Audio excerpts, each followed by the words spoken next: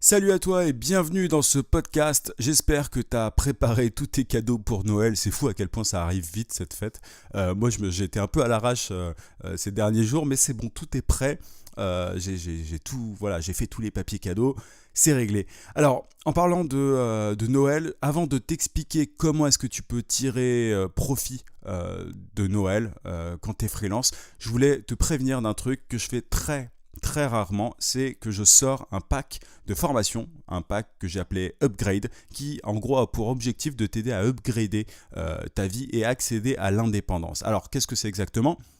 C'est un pack de 3 formations vidéo à un tarif vraiment ultra avantageux. Tu as 394 € offerts sur 3 formations, donc c'est vraiment encore une fois, je peux pas le faire, je peux vraiment pas le faire très souvent, mais j'ai envie qu'un maximum de personnes profitent de mes formations. C'est aussi pour ça que je sors ça à l'occasion de Noël. C'est le bon moment pour sortir ce pack. Alors, ce pack, il contient 3 formations. LinkedIn Hacker qui te permet de décrocher des contrats de manière régulière et massive grâce à LinkedIn. Donc, c'est vraiment orienté freelancing. Le deuxième pack, la deuxième formation, pardon, c'est la formation Site en or qui te permet d'attirer des clients grâce à ton site internet. C'est vraiment ça te permet d'avoir un site internet ultra performant pour attirer des clients, que tu sois freelance ou que tu vendes autre chose sur ton site.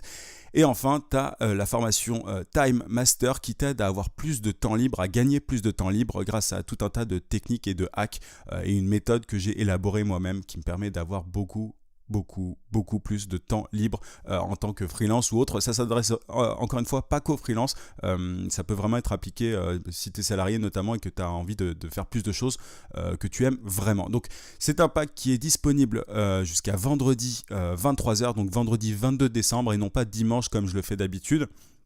Pour mes formations, c'est un pack donc, qui est dispo jusqu'à vendredi 23h, donc vendredi 22 décembre 23h, je le répète pour que tu te trompes pas de date. Après, ce pack ne sera plus disponible. Tu peux, une fois, si tu en profites d'ici là, ce sera bon, mais il disparaît après, quoi. C'est pas un truc que je fais sur le long terme parce que je peux pas me le permettre tout simplement. C'est vraiment un prix ultra ridicule par rapport au prix habituel des formations. Mais bon, c'est Noël, donc je joue aussi au Père Noël. J'espère que ça te plaira. Si tu es intéressé par ce pack de formation, tu peux en profiter. Si tu es sur YouTube, il suffit de cliquer sur le i. Et si tu es sur le podcast, il suffit de cliquer sur le lien dans la description. Donc voilà un petit peu pour commencer ce podcast. Sinon, je voulais partager avec toi une petite astuce, disons, pour tirer profit de Noël quand tu es freelance. Alors, moi, quand je me suis lancé en tant que freelance, c'était pendant les vacances d'été. Tu sais, j'avais en gros refusé un CDI, j'étais en CDD. J'ai refusé un CDI en plein mois de juillet, donc 2016. Et c'est simple, moi j'ai pu avoir pas mal, enfin j'ai travaillé déjà avec mon agence et il y avait une raison à ça, c'est que pendant les vacances, les agences de com, les boîtes de prod, bref, toutes les agences qui emploient pas mal de freelance en général, il y a pas mal d'employés qui s'en vont en vacances. Il y a pas mal de gens qui s'en vont et du coup, les agences, elles tournent au ralenti sans les freelances. C'est le moment idéal pour les agences, les boîtes de prod, bref, toutes ces boîtes-là. C'est le moment idéal pour engager des freelances. Donc, c'est un énorme moment pour toi si tu as envie de gagner des clients. Alors, je te dis ça simplement parce que là, c'est Noël et c'est exactement la même chose. Moi, au départ, quand je me suis lancé, en plein été, je me suis dit, ah, c'est dingue, il y a plein de demandes et tout, ça va être facile de devenir indépendant. J'envoyais même des mails à d'autres boîtes et je recevais des réponses. Et je me suis rendu compte, en fait, mais seulement après, que c'était vraiment uniquement parce que c'était la période des vacances qui permettait ça.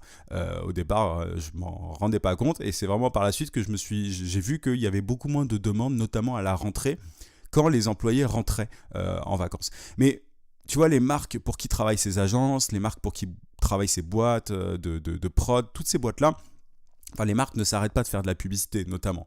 Et si les employés partent, il faut bien qu'ils soient remplacés par des gens. Et les meilleures personnes pour remplacer les employés sans avoir à recruter d'autres personnes, etc., ce sont les freelances. Donc, tu as un énorme avantage si tu débutes à envoyer des emails, à contacter des agences, des boîtes de prod, etc. etc. Je ne vais pas répéter, mais bref, tu vois, les agences les boîtes qui emploient beaucoup de freelance. Alors, si tu me suis depuis un petit temps, tu sais que moi, je ne te conseille pas en général d'avoir des clients de ce genre-là à long terme. Ce que je te conseille de faire, c'est de travailler avec des clients en direct parce que tu peux les facturer beaucoup plus cher, tu as une relation qui est très différente. Mais si tu commences, si tu viens de te lancer ou alors si tu n'as pas assez de clients, et ça, enfin, faut être pragmatique à un moment, tu vois, je peux pas te dire oui, il faut absolument que tu travailles qu'avec des boîtes en direct, etc. Je sais que pour commencer, quand on n'est pas encore ultra rodé, c'est un bon moyen vraiment de se faire un peu d'argent, de se lancer dans le grand bain, quoi, tu vois. Et du coup, bah, la semaine dernière, je parlais notamment de copinage, de réseautage et tout. Je te disais que ces boîtes-là, c'est difficile d'y accéder quand tu connais pas forcément les bonnes personnes, et c'est le cas.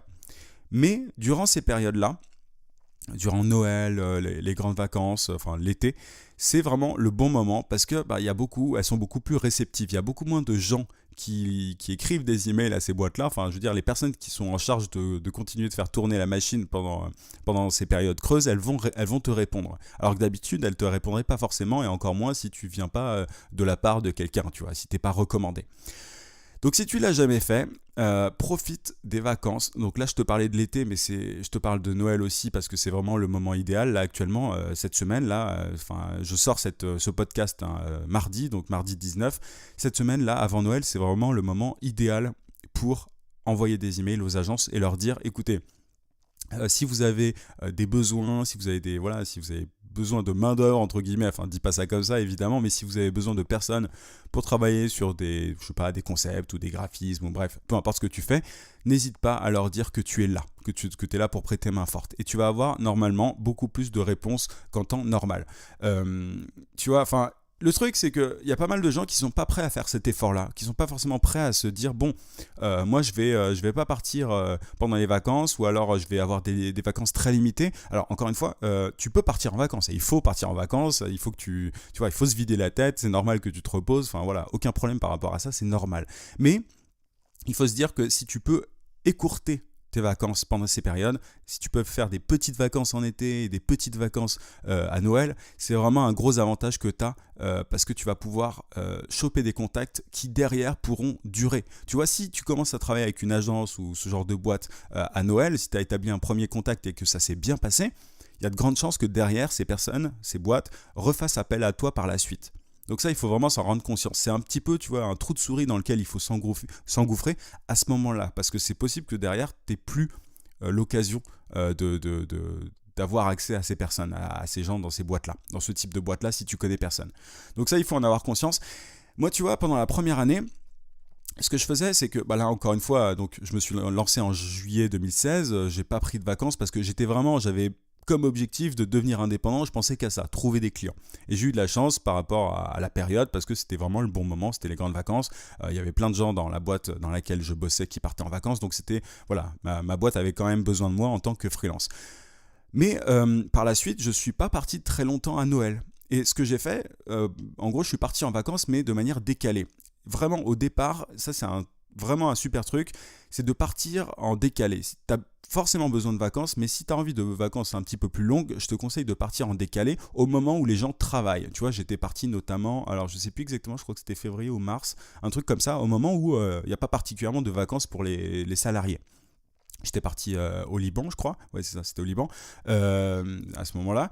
Et c'était le meilleur moment parce que j'avais pu profiter du coup de Noël où on avait particulièrement besoin de freelance, et derrière la demande s'était un petit peu essoufflée. C'était vraiment le bon moment pour moi de partir. Donc pars en décalé. Je sais que c'est pas un discours facile à entendre, mais se dire bon, la première année ou au moment, tant que je suis en train un petit peu de galérer, que c'est pas aussi facile, que c'est pas très facile de trouver des clients, c'est bien de sacrifier un petit peu ses premières vacances. Alors encore une fois, comme je te le dis, l'idée c'est pas de ne pas prendre de vacances, il faut respirer, il faut souffler, sinon tu vas pas être efficace, mais se dire bon, je vais partir en décalé par rapport aux employés. Parce que derrière, encore une fois, tu vas pouvoir avoir accès à des personnes à qui ne te répondraient peut-être pas en temps normal. Et ça, moi, donc là, pendant cette période de Noël, c'est le bon moment de le faire. Et notamment en janvier aussi, tu vois, ce qui est vraiment bien, c'est un petit peu avant les vacances et un petit peu après. Tu vois, cette semaine, là par exemple, cette semaine du 18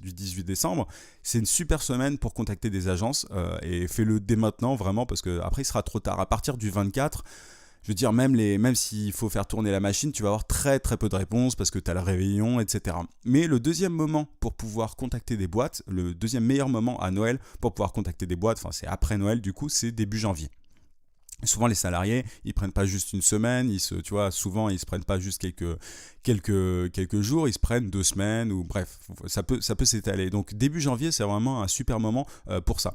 Je sais pas si tu as déjà été en stage en plein été ou quoi, mais on se rend bien compte quand on travaille dans ce genre de boîte que voilà, il y a personne quoi. Ça c'est souvent la glande quand tu es en stage, notamment en plein été, tu vois, en plein mois d'août surtout, tu te rends compte qu'il y a absolument personne. Et les personnes qui sont là, ce sont soit les stagiaires dans ces milieux-là, soit des freelances. Donc moi, ce que ça m'a permis de faire notamment, c'est de dégager énormément d'argent pour pouvoir être assez peinard par la suite. Je te parle parfois de fonds d'urgence quand on est freelance.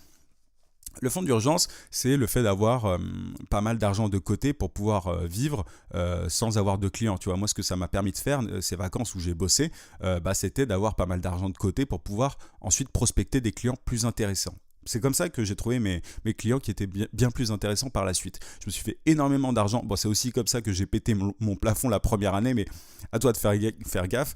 Moi, j'ai fait un peu n'importe quoi à ce niveau-là. Mais en gros, j'ai pu vraiment engranger pas mal d'argent et derrière, j'étais peinard. J'ai pu notamment partir en vacances. Mais si tu veux vraiment faire un gros chiffre d'affaires, il faut se concentrer sur ces périodes-là. Si tu veux être un renfort pour ce genre de boîte. Après, encore une fois, ne te concentre pas que sur ces boîtes-là. Il faut voir ça comme comment dire, ça je parle de ça avec des abonnés parfois, il s'agit de manger en fait, c'est ce qui te permet de gagner ta vie à court terme, mais il faut que tu gardes en tête, il faut que ton objectif, ça soit de bosser avec des marques en direct, avec des boîtes en direct, mais au départ, c'est un bon tremplin de bosser avec ces boîtes-là. Et si tu n'as pas de réseau, si tu connais personne qui peut te recommander, si tu connais personne qui peut te placer, disons, c'est le bon moment pour le faire. Donc maintenant, à Noël et pendant les grandes vacances. Ce sont les deux grandes périodes où tu vas pouvoir avoir un bon chiffre d'affaires. Et je me rends compte de ça. Chaque année, je vois des offres de stage, enfin pas de stage, pardon, mais des offres, des demandes de freelance tout simplement dans les agences. J'ai des potes qui me disent ah tiens, est-ce que tu pourrais bosser Enfin, des potes en agence qui me disent ah tiens, est-ce que t'es dispo, machin. C'est vraiment c'est assez drôle parce que mais il faut connaître ça, il faut savoir que c'est le bon moment quand on est en freelance. Donc prépare-toi à l'avance à ne pas partir, ou bref, anticipe le truc. Parce que souvent c'est frustrant, il y a plein de gens qui ratent des contrats, notamment à cause de ça, parce qu'ils prévoient leurs vacances super en avance, et du coup ils ratent des contrats alors que ça pourrait être le moment où ils font le plus de chiffre d'affaires. Alors encore une fois, t'es peut-être pas prêt ou prête à faire ça. À toi de voir, c'est un choix, mais ça peut vraiment, vraiment aider au départ. Voilà un petit peu ce que je voulais te dire. C'est juste une petite astuce au début.